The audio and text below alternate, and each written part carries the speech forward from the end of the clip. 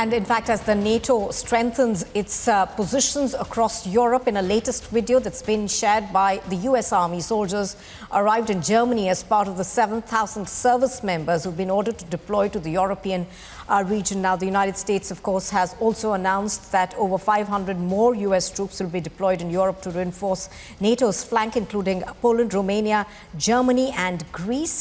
The Pentagon Secretary John Kirby had earlier said that the US Army will not be sent to conflict-ridden Ukraine. However, US forces who are already in Europe will strengthen NATO's deployment over there in response to Russia's military operation in Ukraine. Now, the new deployments, of course, include KC-135 refueling aircraft also from Fairfield Air Force Base in Washington to Greece, along with 150 personnel for refueling support. Let me go across to Samiksha, who's joining us from the news desk on this. Samiksha, give us more details of where these soldiers will be deployed.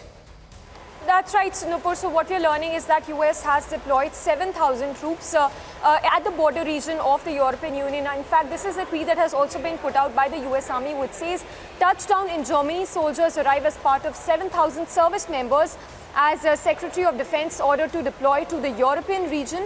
This deployment reassures our NATO allies, deters Russian aggression and is prepared to support other requirements in the region. Now, remember, time and again, what Zelensky has pressed for is deployment of US troops inside Ukraine, but that has not really happened because US has maintained that it will not be sending troops to Ukraine. However, it has deployed its troops outside, in fact, at the border regions of the Europe.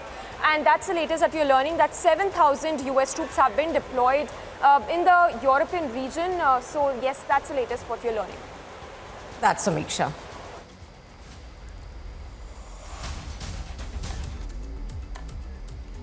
Some more news in brief. The Russian Ministry of Emergency Situations has shared footage of humanitarian aid convoys being prepared and sent to Donbas. The ministry said that 25 trucks delivered 220 tons of humanitarian aid to Donetsk and Luhansk People's Republics from the Crimean Donetsk region.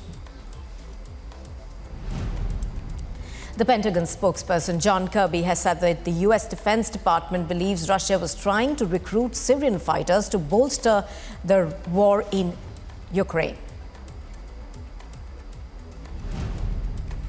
Russia's Deputy Prime Minister Alexander Novak has threatened to hold gas supplies to the West through the Nord Stream 1 pipeline and warned that energy prices will skyrocket for European consumers.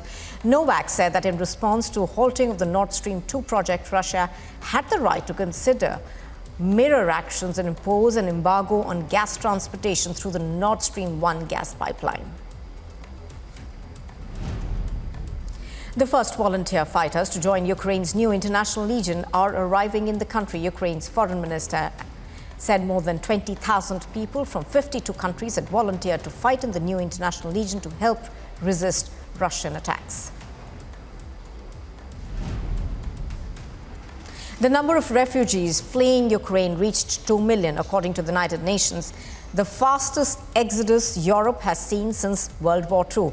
A spokesperson for the UN Refugee Agency said over 1 million of those had entered Poland.